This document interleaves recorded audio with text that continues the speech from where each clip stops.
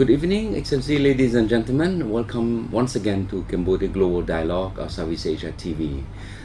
This year, Cambodia chair the ASEAN, and it just gives me a great pleasure that we have on a very short notice a good friend of Cambodia, His Excellency Ambassador David Taylor, who is the New Zealand ambassador to ASEAN and as well to Indonesia. He's visiting Cambodia, and I'm just happy that he could come on a short notice to share a few idea, thought with us. So, Mr. Ambassador or David, welcome to the show.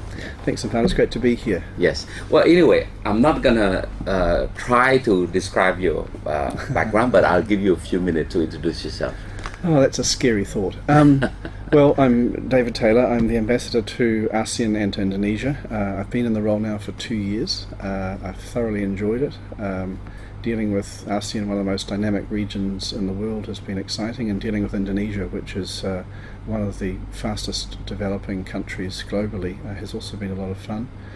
Prior to being in Indonesia, I spent 4.5 years in Wellington, first being Director General for Asia, and then Director General for the Americas in our Foreign Ministry.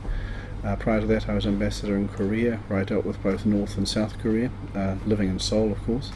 And I've had previous postings in Malaysia, in the United States, and in Fiji. And I've done a range of different things over my career, including a stint as Chief Climate Change Negotiator and working in the HR side of our Foreign Ministry. So I'm what you call a generalist, really. Yeah. Well, so you have the globe in your hand in that way. No, I'm glad that you did make a short visit to Cambodia, and it's important in a year when so many things happening in the country. In July, it's going to be a major event, the ASEAN Regional Forum. Cambodia, we just finished the summit, which we're very happy about it. It's a really, opportunity to showcase that Cambodia now is a country is not anymore post-crisis. I think this year is important that we do well. It's sort of like flipping the page, of the image of a post-crisis to a normal country, wanting to be part of the dynamic region in the world per se. So, what in your view as a sort of like ambassador, roving ambassador, director general, you see in the world, right? How do you see ASEAN now in the context of this very dynamic, evolving global change in economic? You mentioned you have a short stint on climate change. The world's talking about climate change. Rio Sustainable Development Summit. How do you see all this, unraveling in our region, for that matter? Well, firstly, can I congratulate Cambodia on the 20th summit. From where I sat, it looked like it was an excellent event, and some very solid outcomes were achieved. You've built on what Indonesia did last year and Vietnam before that, and you've pointed the way for the meeting coming up at the end of the year, which will include the East Asia Summit as well as the next ASEAN Summit. So I think Cambodia can truly say that you've arrived. You've taken stewardship of ASEAN, and you're doing a good, strong job moving that ship in the right direction. And to answer your question, if you look at where ASEAN has come from, it came from a period when Southeast Asia was underdeveloped. There were all sorts of conflicts in the region. There were few ties between the different countries. And what ASEAN's done is bond the region much more closely together. Okay. The political messaging has been clear right from the outset about a community, about stability, security, prosperity, and what I think you've seen is a rapid evolution in Southeast Asia from a region of poverty and instability to a region that's secure, that's increasingly improving its development situation. Yeah. Large numbers of people moving through to the middle class now, and those numbers are going to accelerate as the economies take off. The concept of the economy, the community that's going to be in place in 2015, the integration partnership arrangements, all of those sorts of things are going to create a unified region where borders are not firm, and it's going to be possible to work with supply chains and people and really make the most of the advantage that this region has, and I think that's really exciting. And for New Zealand, that's really important, because we were there standing shoulder to shoulder with your countries when you did face security challenges.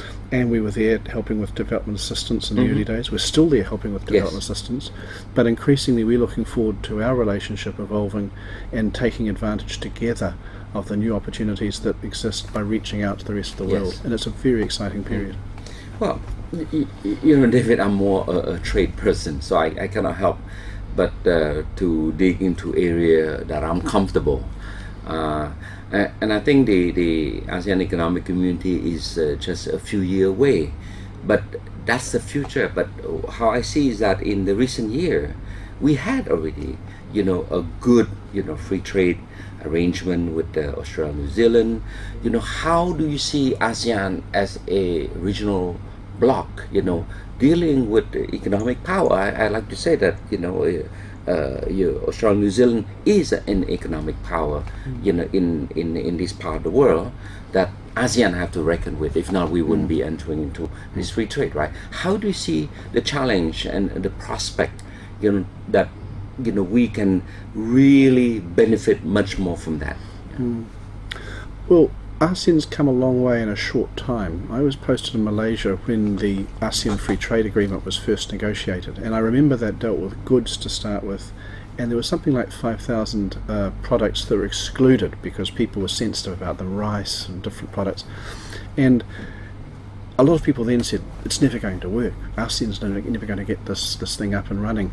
But now, only 15 years later, after it's a strong agreement and your leadership has gone to the next level.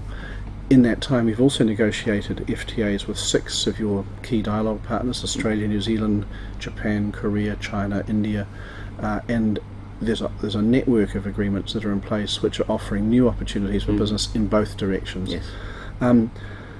With the Australia, New Zealand, ASEAN agreement and Siphana agreement, we're very excited about the prospects to deepen trade through that agreement. Our bilateral trade between Cambodia and New Zealand is only $6 million. It's not very much. But this agreement does offer the potential now to accelerate that, and I hope that over the coming years we'll see substantial growth. But if you look ahead, to come to the heart of your question, the most exciting thing I think going is the initiative for a regional comprehensive economic partnership that ASEAN's put on the table. This will be a way to bring all those 6 FTAs together, a way to deal with goods, services, investment in a unified single document, and avoid the what they call the noodle. The noodle bowl. The noodle bowl. Yeah, you're right. The difficulty of dealing with all this rule origin and everything, which I find it's many times, you know, the challenge is more understanding for this poor private sector who want to trade.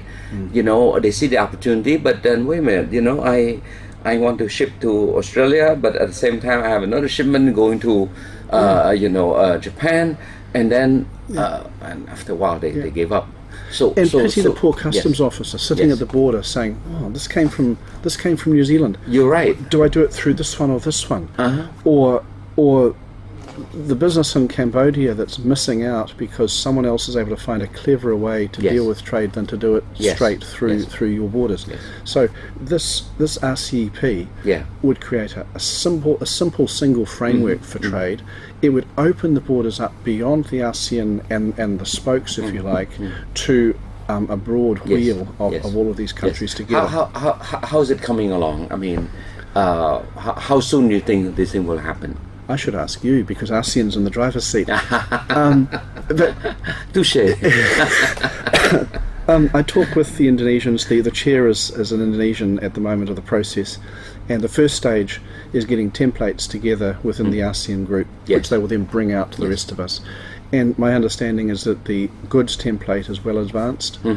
Services investment are a bit more tricky, partly because Japan and India don't have agreements in those areas with ASEAN yet. But progress is being made. And I think that the ASEAN investment agreement that was ratified when you had the Leader Summit here just a few weeks ago Yes. Takes the investment debate considerably further forward. So my understanding is that the ambition is to try and reach a point where there can be an announcement of negotiations by the end of this year, Yes. in November at the summit, and I really hope that will happen. Yes. New Zealand is very keen. We have the expression keen as mustard. We really want to get there and get this thing going because Yes. it's important. No, I think to me, a lot of people ask me, they say, oh, Siphana, Cambodia chair this year, what you hope to achieve, what Cambodia hope to achieve. I say, look, there's no magic wand. We wish we have a magic wand, but ASEAN is all about continuity, And when you have a grouping as diverse as ASEAN, the very advanced economy like Singapore, and then the developing and then the least development, to bring all them together is a challenge already. To bring those who are behind to catch up is another challenge already. And at the same time, I find that it's a good testing ground also for many theoretical things that, let's say in Europe, they would find it easier as a continental, same, background, ideology, religion. So it's much easier to move, right? But in the case of ASEAN, the way the practice has a lot of cultural issue behind, right? When you deal with a custom officer, you would think that they will look at the rural origin. Yes, they look at the rural origin, but behind the way he was trained as a bureaucrat, it's very different. As a British trained or American trained or French trained, different way of doing things. So I think, to me, ASEAN came a long way in that sense. The charter consolidate this rule-based thinking. People say, well, now we have a charter, therefore we have rule-based. I say, not true. Now you have the beginning of rule-based, because rule-based came only when people start understanding the rules. Right. So I think, yes, we are progressing, and I hope that this comprehensive partnership will build upon all the lesson learned that we've gone through, the difficulty, and I think this last several years is a good testing ground also, in these various ASEAN, free trade, what works, what doesn't work. And here I think one of the things that I like to see more movement, more traction, more proactiveness is from those economic actors, the private sector themselves. See, so I think here, we should be pushing the private sector to take a much proactive role. This is a challenge that we all face. I mean, my politicians in New Zealand, my leaders in New Zealand say, government can open the doors. We can create the free trade agreements. Yes. But you, the business community, need to go through those doors and make the most of the new opportunities that we've created. Yes. And we also find challenges in that respect, because virtually all of our businesses are small and medium-sized enterprises. Yes. So we're just the same as you. There's no difference. And for a small business, looking at the opportunities that exist close to hand in your own market or your immediate neighbours or further beyond, there's some pretty tough calls to make. Yes, And the investment cost of deciding, well, we're going to really target New Zealand or Australia or the US or whatever, is quite high. And one of the things I think that we need to be doing as we implement these agreements is thinking about what can we do to help those businesses so they understand it and they can make the most of it, and it's more simple. Yes. We've used web-based tools to do that in New Zealand. We've used seminars. Okay. In Indonesia, now talking about ANSFTA because they only ratified in January, we've been talking to them about, well, this is a two-way thing. We want to see both sides benefit. And I've said to them, I'm happy not only to help my businesses get access to Indonesia, but also to give you advice about how you can access New Zealand. And one thing that I think that all ASEAN countries should think about is making sure that their embassies have a trade promotion capability, because some of the embassies that we see in Wellington, for example, don't have that capability yet, and that means that it's easier for us to look for opportunities here than it is for people to look the other way. Can I just go back to what you're saying about the progress? ASEAN is a work in progress, but it's a very dynamic one, and I think it takes its signalling from the top. And your leaders have progressively sharpened up their vision of where they want to see ASEAN go, and I think that's tremendously powerful. Yes. And I think that the world has responded, and that's why you're going to have the East Asia Summit here this year. Why Barack Obama will come to Cambodia. What a wonderful opportunity that is. And I think that bringing our communities along, understanding more about ASEAN is the next challenge. It's clear if you're out living in a rural community, ASEAN is probably an acronym. Yes. And I think one of the good things for you this year is that ASEAN will become real to people, because people will see through your newspapers, through your television, through your radio, through what your leaders are saying, that it can bring benefits. You're going to have 7,000 odd people to send on Phnom Penh in November for this big meeting. Exactly. The world's media will be here. Exactly. What an opportunity. Yes, indeed. I want to shift a bit, to the issue than trade, but it's still linked to trade, still linked to economics, because nowadays, everything is interconnected. We live in a very interdependent world where climate change will have a direct impact on the economic performance of certain country. You have a tsunami. You may be the most dynamic where tsunami strike. You are affected. Terrorism. We know, most people know of the traditional threat. Security threat, but there's new form of emerging form or non-traditional. All these things have a direct impact on the growth, on the prospect of the region. What's your take on that? Well, I agree with you. These new challenges that are coming at us, and very quickly and rapidly, require a response. And I think ASEAN has started to deal with some of them through trying to get more common positions that you will take offshore. I mean, climate change was one where ASEAN has achieved a common position. And at the Bali East Asia Summit last year, there was a document about trying to find other areas where ASEAN could take a common perspective, and where indeed the broader East Asia Summit group could work more closely together, which I think is sensible. But the answer to many of these issues is going to be found in other processes. I mean, climate change, clearly the climate change negotiations are where the answers are going to come, backed up by solid action at home. Terrorism challenges, they're going to have to be dealt with on a regional basis, but also there's global actors that are involved in resolving those. The challenges of people smuggling and trafficking. ASEAN and its friends can address those in the big meetings, but there's the Bali process and other things that sit behind it to work on disaster management. Yes, indeed. That's very important. Huge issue. You're right. Yeah, and there's a number of different ways of dealing with that. I mean, we've got the new process that was agreed in the East Asia Summit last year for more cooperation among the East Asia Summit countries.